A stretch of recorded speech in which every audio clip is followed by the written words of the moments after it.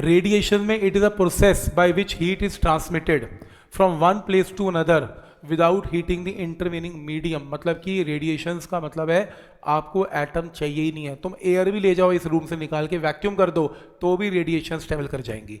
आपकी बॉडी गर्म है, दूर से सेक आता है, सेक कुछ नहीं है। दुनिया में कोई भी अगर बॉडी गर्म है या कोई भी बॉडी है, वो अपने अंदर से इलेक्ट्रोमैग्नेटिक वेव छोड़ती है जिसको आप रेडिएशंस बोलते हैं, और जिनको ट्रैवल करने के लिए मीडियम की ज़रूरत नहीं है, एटम नहीं चाहिए उसे। ठीक, तो ये रेडिएशंस हैं। अब रेडिएशन का कॉन्सेप्ट अगर हम ये लेके चलें कि कोई भी बॉडी रेडिएशन बाहर एमिट करती है, तो सबसे पहले एक साइंटिस्ट आया जिसका नाम था प्रीवॉस्ट थ्योरी ऑफ हीट एक्सचेंज। ये बंदा कहता है इस पूरे यूनिवर्स में कोई भी बॉडी है, आप हो, मैं हूं, कपड़े हैं, टेबल है, पंखा है, छत है, अर्थ है, कुछ भी बोल दो जो मैटर है, कुछ भी, अगर उसका टेम्परेचर 0 केल्विन से ऊपर है तो ये बॉडी अपने अंदर से हीट एमिट करती है, रेडिएशंस एमिट करती है, बाहर भी एमिट करती है और साथ ही साथ बाहर की हीट लेती भी रहती है। आप अपनी बॉडी की बात करो, आपकी बॉडी कॉन्टिन्यूसली हीट को एमिट कर रही है और सराउंडिंग से हीट को ले भी रही है। ऑब्वियसली यार, अगर इतनी सारी बॉडी हीट बाहर निकालेंगी तो लेने वाला प्रोसेस भी साथ ही चलेगा। तो हीट रिलीज होती जा रही है, एमिट होती जा रही है और एक्सेप्ट भी होती जा रही है। अब बॉडी को ठंड क्यों लग रही है? ठंड इसलिए लग रही है क्योंकि बॉडी एमिट तो ज़्यादा कर रही है बॉडी हीट, क्योंकि अंदर का टेम्परेचर जो है वो तो मान लो 27 है, रूम का टेम्परेचर मान लो 9 डिग्री सेल्सियस है, तो हीट ऑटोमेटिकली हायर से लोअर में जाएगी, तो हीट बाहर एमिट करना स्टार्ट कर देती है बॉडी।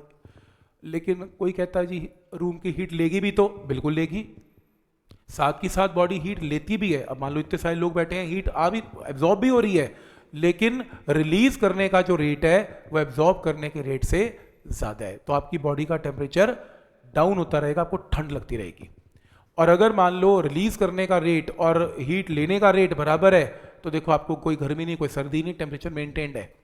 और अगर हीट लेने का रेट ज़्यादा है, बॉडी हीट ले ज़्यादा रही है और छोड़ कम रही है, तो आपको गर्मी लगनी स्टार्ट हो जाती है, तो आपकी बॉडी गर्म फील करती है, होता है रूम में गर्मी हो जाती है। क्यों? क्योंकि हीट एब्जॉर्ब ज़्यादा हो रही है और रिलीज कम हो रही है। क्लियर? तो इस तरीके से बॉडीज कॉन्टिन्यूसली, कोई भी बॉडी हीट को जो है रिलीज करती रहती है और साथ में एब्जॉर्ब करती रहती है। ये प्रीवॉस्ट थ्योरी ऑफ हीट है। जैसे कुछ पॉइंट्स के फॉर्म में लिखा हुआ है, 0 केल्विन पे हर बॉडी हीट को एमिट करती है। अमाउंट ऑफ हीट रेडिएटेड पर सेकेंड, एक सेकेंड में कितनी बॉडी हीट एमिट करती है वो डिपेंड करता है नेचर ऑफ एमिटिंग सरफेस। कोई बॉडी जल्दी हीट रिलीज करती है, कोई करती नहीं। किसी की बॉडी को तो बहुत ठंड लगती है, वो ठंड करता रहता है, लेकिन किसी को ठंड ही नहीं लगती, तो उसकी बॉडी पे डिपेंड करता है यार, उसकी बॉडी नई हीट रिलीज करती है या ज़्यादा हीट रिलीज करती है। नेक्स्ट है, और उसके सरफेस एरिया पे भी डिपेंड करता है। Rate of heat radiated by a body increases with increase of temperature. मतलब अगर बॉडी का टेम्परेचर और सराउंडिंग का टेम्परेचर काफ़ी ज़्यादा फर्क है, मतलब बॉडी का टेम्परेचर 27 है और बाहर का टेम्परेचर -12 है, ह्यूज टेम्परेचर डिफरेंस, तो बॉडी हीट बहुत ज़्यादा एमिट करेगी।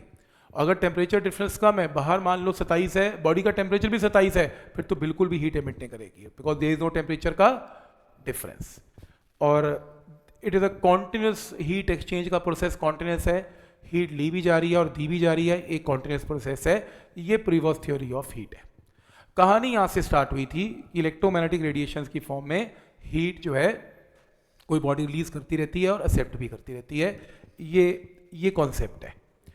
और इसके अंदर वो कह रहे हैं कि थर्मल रेडिएशंस का मतलब जब भी कोई बॉडी गर्म है, वो हीट रेडिएशंस जो एमिट करती है उसको थर्मल रेडिएशंस बोलते हैं, हीट की वजह से रेडिएशंस। और वो थर्मल रेडिएशन जो होती हैं वो इलेक्ट्रोमैग्नेटिक वेव्स होती हैं, और हम +2 में डिस्कस करेंगे इलेक्ट्रोमैग्नेटिक वेव बनी होती हैं इलेक्ट्रिक और मैग्नेटिक फील्ड से। आज तो नहीं समझा सकता, आपको याद ही करना पड़ेगा कि ये रेडिएशन जो हैं वो इलेक्ट्रोमैग्नेटिक वेव्स की फॉर्म में ट्रेवल करती हैं, इसको थर्मल रेडिएशंस बोलते हैं।